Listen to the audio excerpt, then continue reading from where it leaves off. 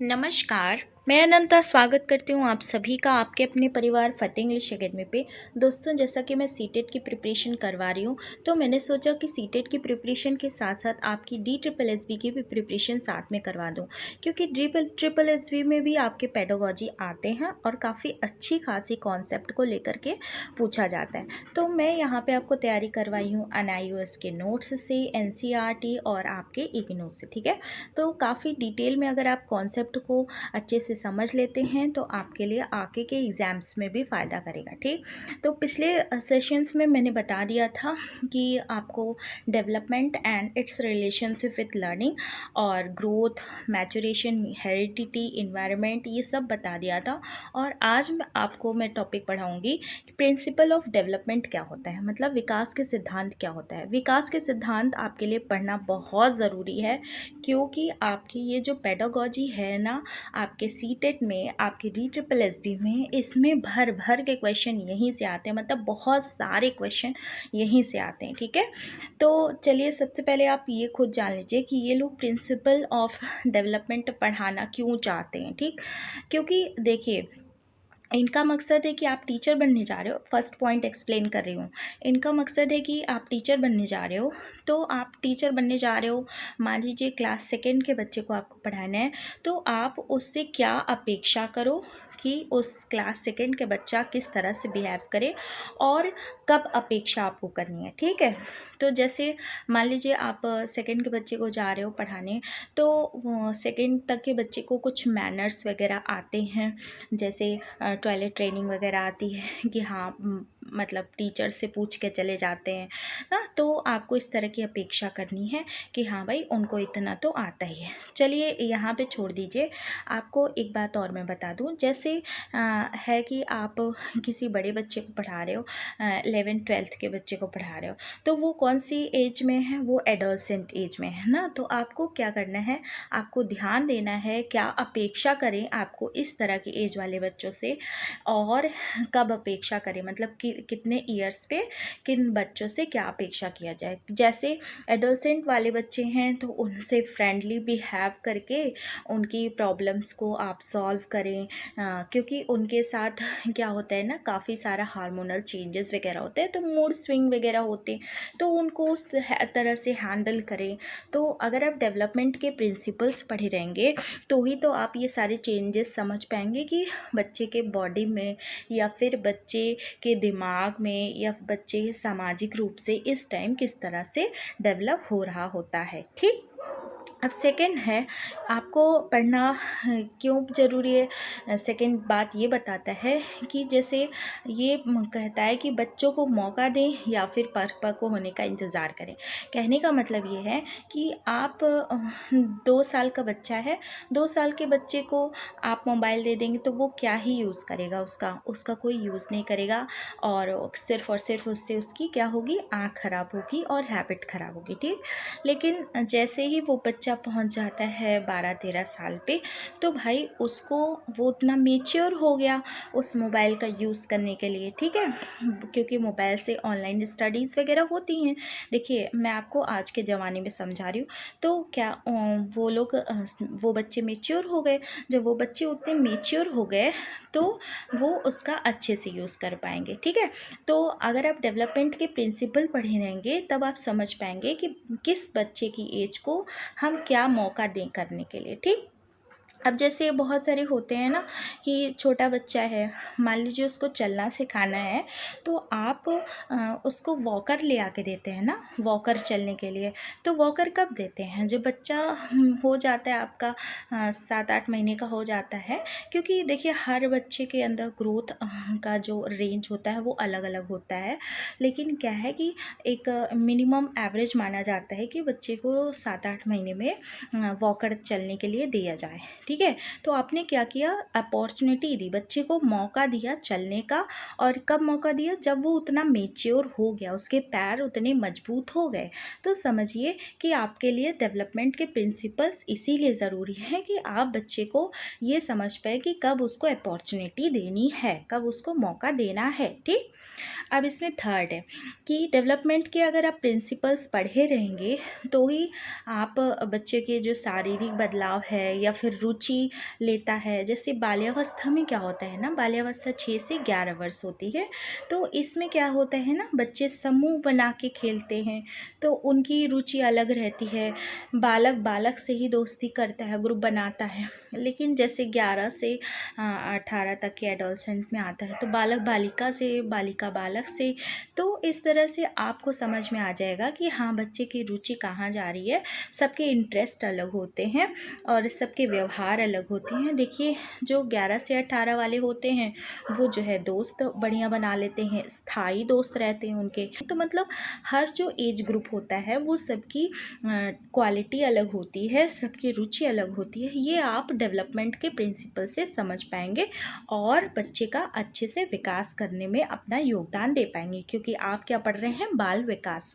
ठीक है, तो आई होप कि ये इतना समझ में आया होगा कि आप ये प्रिंसिपल ऑफ डेवलपमेंट मतलब विकास के सिद्धांत क्यों पढ़ रहे हैं। ठीक, देखिए, हर बच्चे का जो विकास होता है ना, उस पे किन किन चीज़ों का प्रभाव पड़ता है। उसके न्यूट्रिशन का, ठीक है, उसको कौन से न्यूट्रिशन मिल रहे हैं, वो लड़का है या लड़की है, ठीक है, इंटेलिजेंस का, बुद्धि का, इंजरीज़ का, डिजीज़ का, रेस, कल्चर। इस कहने का मतलब ये है बच्चे का विकास जो है, विकास पे, बालक के विकास पे इन सभी फैक्टर्स का इफ़ेक्ट होता है। उसके कल्चर का भी होगा। जैसे कि कल्चर ने जो है उसको सिखाया कि सुबह उठ के पूजा करना है तो वो पूजा करेगा। जैसे मैं अपनी बेबी को सिखाती हूँ, अभी वो बहुत छोटी है, 4 साल की, फिर भी उससे बोलती हूँ कि जाओ हाथ जोड़ो, नहाने के बाद भगवान की प्रेयर करो। तो इस तरह से मैं उसको क्या कर रही हूँ, कल्चर प्रोवाइड कर रही हूँ। तो बच्चे के कल्चर का उसके डेवलपमेंट में उस हिस्सा होता है। देखिए, और क्योंकि देखिए प्रेयर करेगी तो उसको थोड़ा सा मतलब जो भी फील होता हो, धीरे धीरे एक कनेक्टिविटी फील होगी, लव फील होगा, तो इस तरह से उसका डेवलपमेंट होगा। ठीक, अब इस पे बात में आ जाते हैं फ्रेंड्स। आपको ये सारे जितने भी आपको पीडीएफ हैं, ये पीडीएफ आपको मिल जाएगी आपके अपने फतेह इंग्लिश एकेडमी 0.6 चैनल पे। और मैं ये कह रही हूँ कि मेरी थोड़ी सी तबीयत ख़राब है, मुझे फ़ीवर है, फिर भी मैं आपको ये क्लास दे रही हूँ, क्योंकि मुझे लगा कि अगर मैं डिसकंटिन्यू हो जाऊँगी तो फिर आप लोगों का नुकसान हो जाएगा। ठीक है, तो देखिए यहाँ पे चलिए डेवलपमेंट के प्रिंसिपल देख लेते हैं और इसको बहुत कान खोल के सुनिएगा। ये मतलब एकदम बहुत एकदम सटीक से सुनिएगा कि बिल्कुल भी एक भी छूटे ना, क्योंकि ये बहुत इंपॉर्टेंट है और यही क्वेश्चन में आते ही ऐसे सीधे सीधे पूछ लेता है और ये मनुष्यों के लिए है। तो पहला प्रिंसिपल है कि डेवलपमेंट फॉलो अ पैटर्न, मतलब कि विकास एक क्रम में चलता है, मतलब विकास के क्रम में एक रूपता है।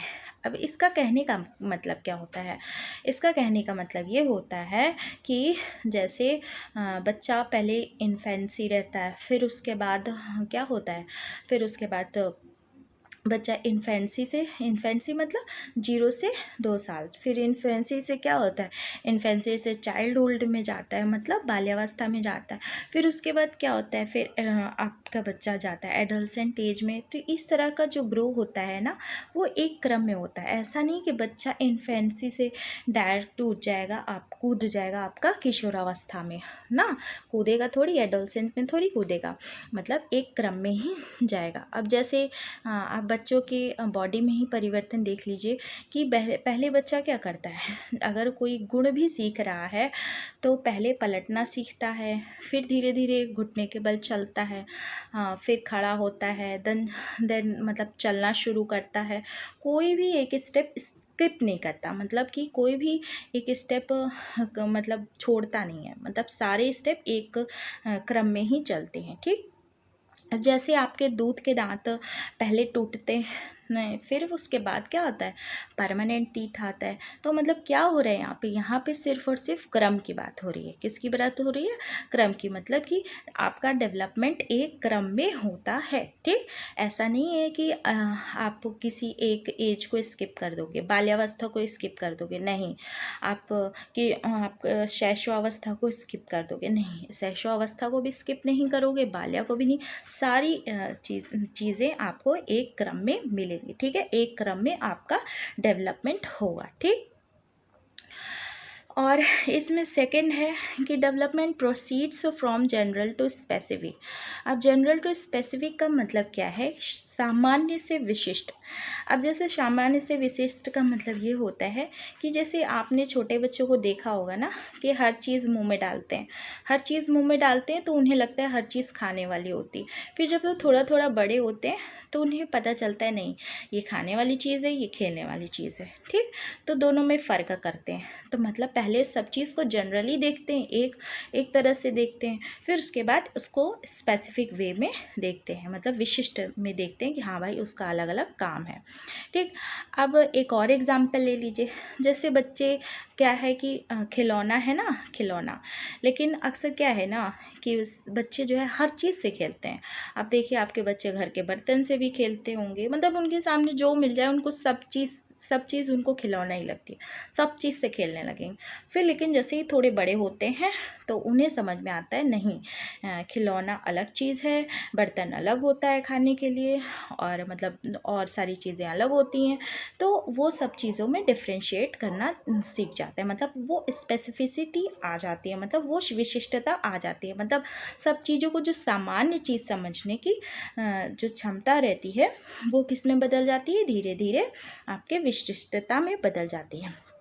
और एक और एग्जाम्पल देखिए फ्रेंड्स, यहाँ पे मैं इतने एग्जाम्पल्स क्यों लेती हूँ? मैं इसलिए इतने एग्जाम्पल्स के लेती हूँ क्योंकि ये सब्जेक्ट ही ऐसा है कि आपको अगर इतने एग्जाम्पल ना दूँ तो ये जो है इसके जो वर्ड्स हैं ये समझ में नहीं आएंगे, तो आपको प्रैक्टिकल वे में मुझे समझाना पड़ता है। तो अब जैसे है कि बच्चा क्या करता है शुरू में पूरा, जैसे उसे कोई चीज़ लेना होता है, एक बच्चा है उसे कोई चीज़ लेना है तो पूरे शरीर को यहाँ पे ले जाएगा और तब लेगा, ठीक है, उस चीज़ को पकड़ेगा छोटा बच्चा। ठीक, लेकिन जैसे जैसे वो बड़ा होता है तो वो यहीं बैठा रहता है और अपना हाथ उठा करके यहाँ से ले लेता है, तो उसे समझ में आ जाता है ना कि बस इतने से ही काम में चल जाएगा। तो उसे स्पेसिफिसिटी आ जाती है, मतलब सब चीज़ों में डिफरेंस करके वो एक विशिष्टता की ओर चलता है। मतलब डेवलपमेंट क्या होता है? सामान्य से विशिष्ट की ओर होता है। ठीक, तो आई होप कि आपको ये समझ में आ रहा होगा। इसका मतलब ये है कि सिंपल से जटिल की ओर, मतलब पहले वो सिंपल रहता है, उसके बाद वो उसको जटिलता धीरे धीरे समझ में आने लगती है। थर्ड है डेवलपमेंट लीड्स टू इंटीग्रेशन, एकीकरण का सिद्धांत, मतलब विकास एकीकरण में होता है। ठीक है, अब इसका कहने का ये मतलब है जैसे अब बच्चा अलग अलग चीज़ों को पहचान गया। ठीक, अब जैसे मान लीजिए एक बच्चा है, उसे पता है कि हाथ से कोई चीज़ पकड़ी जाती है, पैर से कोई चीज़ आप बॉल भी मतलब बॉल को किक भी कर सकते हैं और साइकिल भी चला सकते हैं। ठीक है, आँख से आप देख सकते हैं, जिस चीज़ को चाहें आप देख सकते हैं। ठीक, तो क्या होगा कि बच्चा साइकिल जब चलाता है ना तो उसका दिमाग भी चलता है, और दिमाग से साथ साथ उसकी फ़िज़िकल एक्टिविटी भी चलती है, हाथ पैर भी चलेंगे, आँख भी चलेगा। तो मतलब उसका जो ये अलग अलग पार्ट है वो सब एक होकर के चलेगा। ठीक, अब यहाँ पे देख लीजिए, जब बच्चा साइकिल चलाता है या फिर जब बच्चा डांस करता है तो वो कैसे करता है? मतलब उसको पता है ना कि हाथ का ये स्टेप इस तरह से हिलाना है, और अपना आइज़ का इस तरह से करना है, अपना गला इस तरह से मटकाना है, अपनी कमर इस तरह से मटकाना है। तो वो सारी अलग अलग चीज़ों को एक करके जोड़ के एकीकृत में पेश करता है। तो मतलब डेवलपमेंट इस तरह से होता है। डेवलपमेंट किस तरह से होता है? डेवलपमेंट एकीकरण को लेकर के भी होता है। मतलब कि अब सब चीज़ क्या है, बच्चा शुरू में क्या करता है? शुरू में एक सिंगल वर्ड बोलता है, एक आध वर्ड बोलेगा, फिर उसके बाद धीरे धीरे क्या करता है कि सारे वर्ड्स को जोड़ करके एक सेंटेंस बना लेता है, मतलब वर्ड्स का जोड़ जोड़ करके उसका एक सेंटेंस बन जाता है। तो मतलब सारी चीज़ों को इंटीग्रेट करके, सारी चीज़ों को जोड़ करके सिंगल यूनिट बना करके अपना मतलब विकास करता है। ठीक, तो आई होप कि आपको ये समझ में आ रहा होगा। अगर फिर भी अगर कोई डाउट रह जाए तो बताना, क्योंकि देखिए इंटीग्रेशन, जब वो बच्चा डांस करता है या साइकिल चलाता है तो उसका हाथ भी काम करता है, फिंगर्स भी काम करते हैं, उसके दिमाग भी काम करता है, उसका आँख भी काम करता है। तो मतलब सारे अलग अलग पार्ट्स एक होकर के काम करते हैं।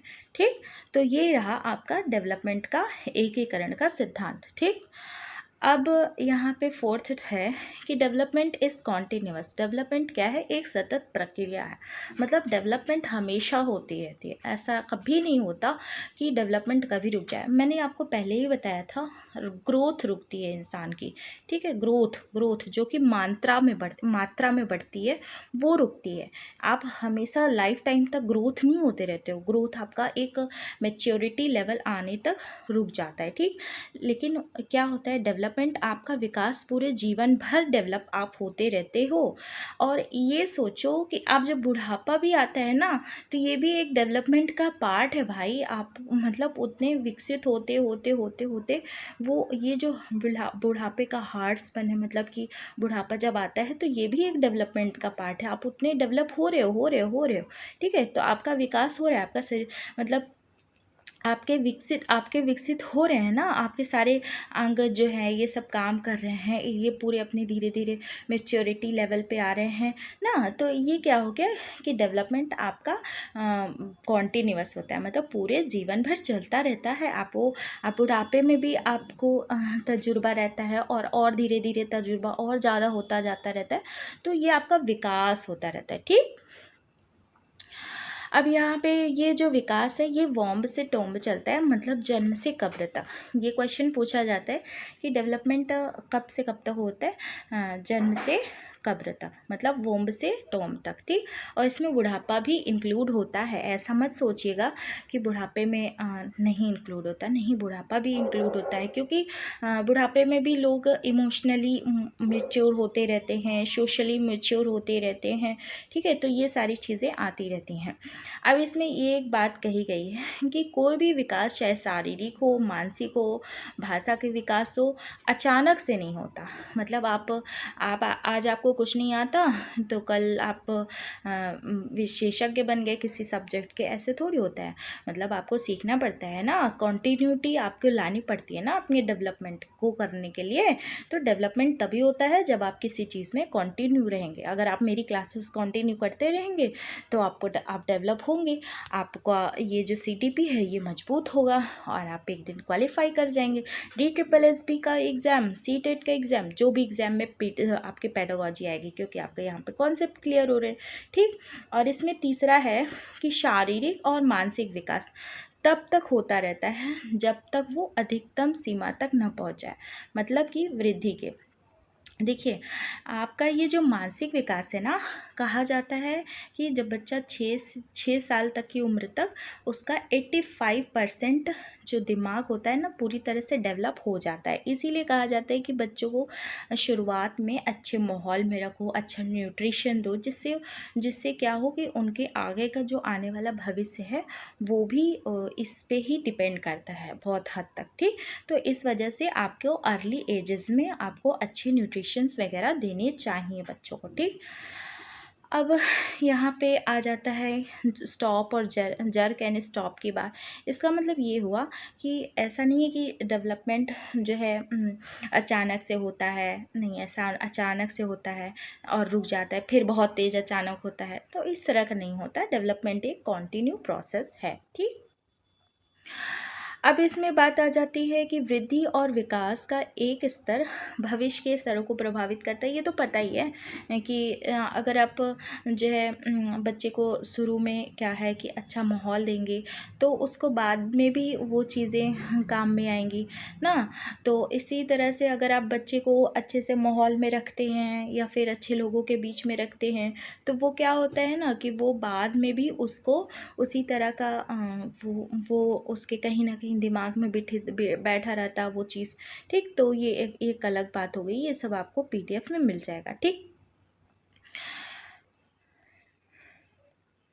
अब इसमें फिफ्थ है, देखिए इसमें मैंने इतना इसलिए लिखा है ना कि जब आप मेरे पढ़ाने के बाद जब PDF लें तो उसको आप अच्छे से एक बार आप रिवाइज़ करें, बस आपका पूरा कंप्लीट हो जाए, ठीक।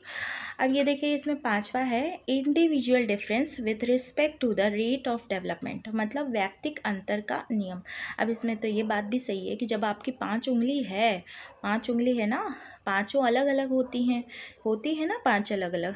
तो अगर अगर हर एक इंसान है तो इंसान भी तो अलग ही अलग होते हैं, कि सारे इंसान एक ही जैसे हो जाएंगे, नहीं। तो इसमें यही कहा गया है कि विकास की दर अलग अलग बालक में अलग अलग तरीके से होती है। कोई बालक जल्दी बोलना सीख जाता है तो कोई बालक देर से बोलना सीखता है, कोई बालक जल्दी चलना शुरू कर देता है तो कोई बालक देर से शुरू करता है। यही कहा गया है कि बच्चों में विभिन्नताएं पाई जाती हैं, और इन्हीं विभिन्नताओं को देखते हुए आपको अपने टीचिंग को, मतलब कि आप बच्चे के हिसाब से किस तरह से उसको हम टीच करें कि उसको वो जो मतलब जो आप पढ़ा रहे हो वो समझ में आ जाए, लर्निंग आउटकम्स अच्छे हों, मतलब कि जो आप चाहते हैं उसको सिखाना वो अच्छे से सीख जाए। ठीक, देखिए फ्रेंड्स, ये जो हर तरह के बच्चे होते हैं, मतलब अलग अलग जो बच्चे होते हैं, इनमें अलग अलग तरह की विशेषताएं होती हैं और हर बच्चा यूनिक होता है। इस बात को आपको ध्यान रखना चाहिए।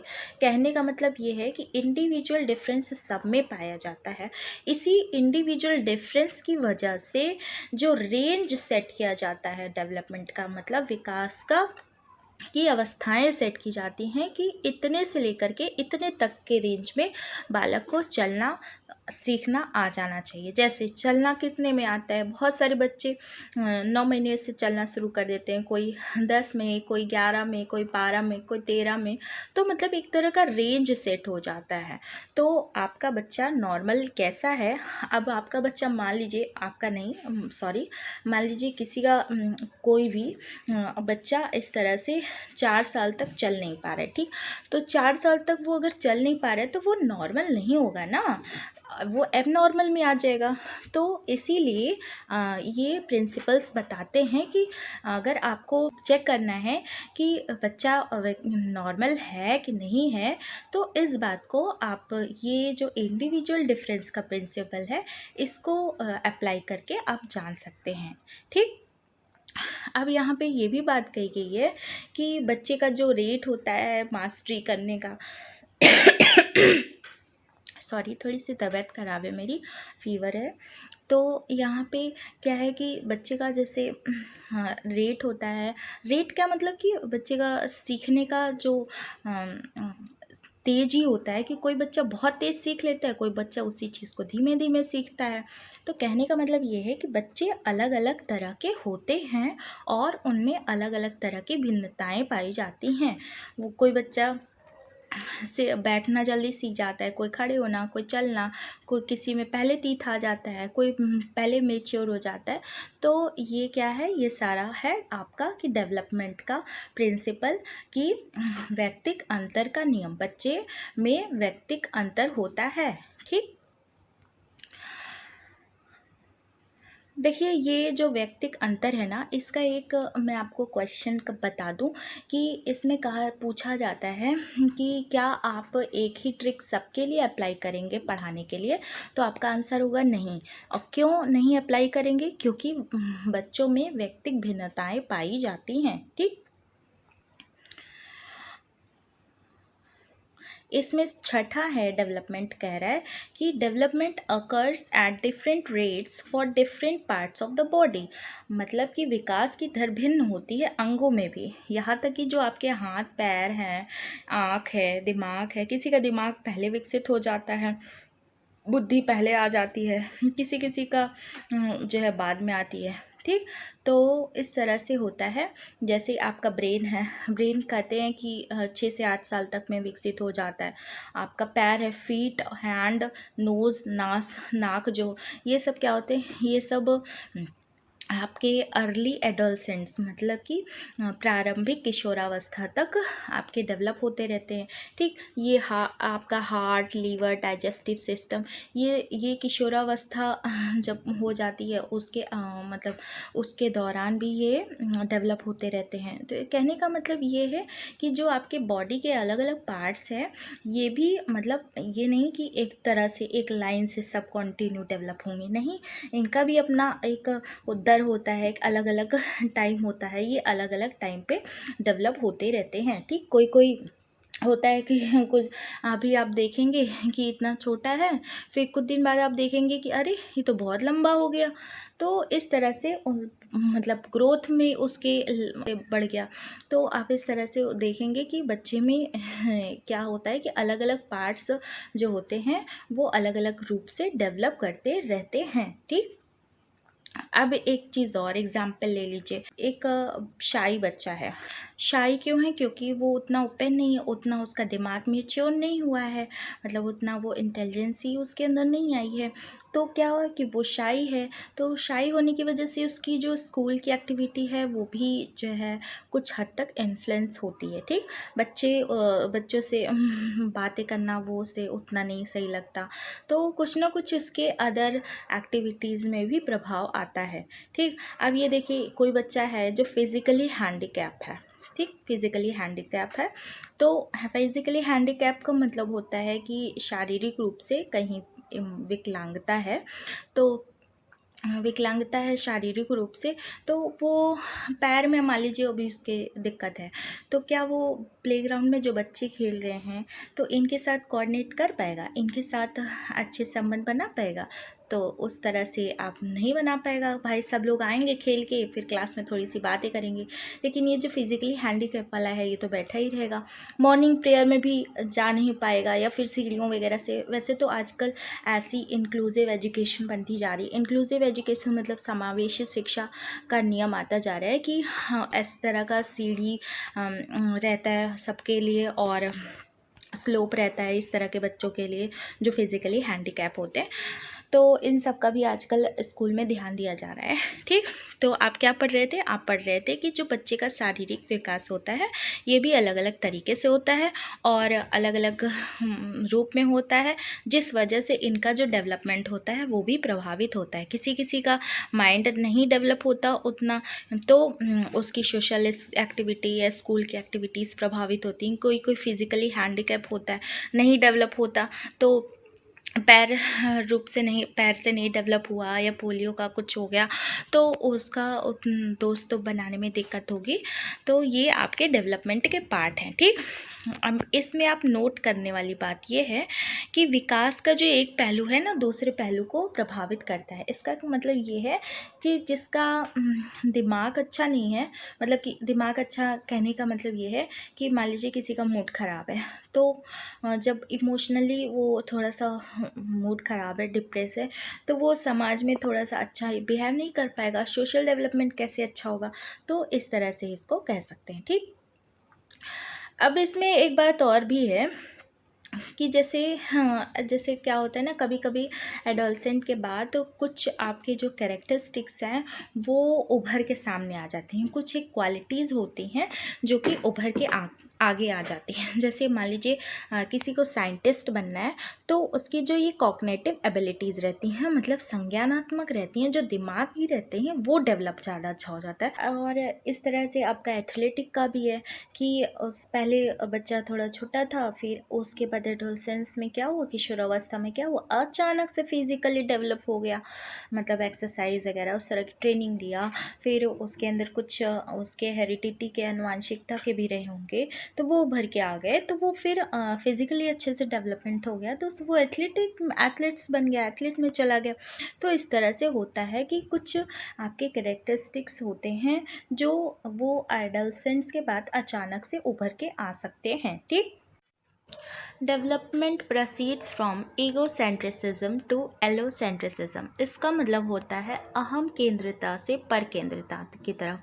आप लोगों ने अक्सर देखा होगा कि जब छोटे बच्चे होते हैं ना, तो 1-2 साल के 3 साल के, तो उनको सिर्फ मतलब खुद के बारे में ज़्यादा सोचते हैं। इसका मतलब ये है कि अगर उनसे कोई चीज़ ले लो तो वो रोने लगते हैं। रोने क्यों लगते हैं? क्योंकि वो दूसरे के बारे में सोचेंगे ही नहीं, वो उनको सिर्फ वही चीज़ चाहिए तो चाहिए। तो इस तरह से क्या होता है कि बच्चे जब छोटे होते हैं तो वो आत्म केंद्रित होते हैं। उनका मतलब ये होता है कि वो सिर्फ़ और सिर्फ अपने बारे में सोचते हैं। फिर जैसे जैसे धीरे धीरे बड़े होते जाते हैं तो सामाजिकता के गुण उन बच्चों में आते हैं, तो जिस वजह से बच्चे धीरे धीरे दूसरों के बारे में भी सोचने लगते हैं, परिवार के बारे में भी सोचने लगते हैं। ठीक, अब जैसे एक बच्चा है, वो रो रहा है, ठीक, उसको चाहिए 12 बजे रात को कि मुझे पार्क जाना है। अब 12 बजे रात को पार्क थोड़ी जाएंगे। तो अब वो उसको बस जाना है तो वो उसको रोना है तो बस उसको रोना है। लेकिन अब बड़ा बच्चा है तो उसको समझ में आता है कि भाई इतनी रात को नहीं जाना चाहिए, हम मम्मी पापा को क्यों हैरान करेंगे, या फिर इतनी रात को इस तरह के काम नहीं करने चाहिए, हमें सोना है, प्रॉपर नींद लेनी है। तो इस तरह से बच्चों में क्या होता है, पहले खुद के बारे में भी सोचते हैं, फिर बाद में धीरे धीरे औरों के बारे में भी समझने सोचने लगते हैं। इनकी जो सोचने की क्षमता होती है वो विकसित होती जाती है। ठीक, अगर अभी तक आपने चैनल को सब्सक्राइब नहीं किया है तो सब्सक्राइब कर लीजिए और अपने फ्रेंड्स के साथ जरूर शेयर करिए, क्योंकि मैं पढ़ाते टाइम ना भूल जाती हूँ कि लाइक सब्सक्राइब और शेयर करना है ये सब, क्योंकि मेरे जीवन का उद्देश्य क्या है ये मैं खुद जानती हूँ। और ठीक है, फिर फ्रेंड्स मिलते हैं नेक्स्ट वीडियो में। आपको ऐसे ही, आपको ये मैं जो कंटेंट दे रही हूँ ये आपको बहुत डिटेल में है, आपको आपके सीटेट में भी यूज़फुल होगा, आपके DSSS में भी यूज़ होगा। अगर आपको कोई भी क्वेश्चन में मतलब कहीं भी एक टॉपिक में अगर आपको प्रॉब्लम आए ना तो कमेंट सेक्शन में लिख के ज़रूर पूछना, मैं उसका जवाब ज़रूर दूँगी आपको। ठीक है, तो आई होप कि आपको ये वीडियो पसंद आएगी। ठीक है फ्रेंड्स, फिर मिलते हैं नेक्स्ट वीडियो में, तब तक के लिए बाय बाय, नमस्कार।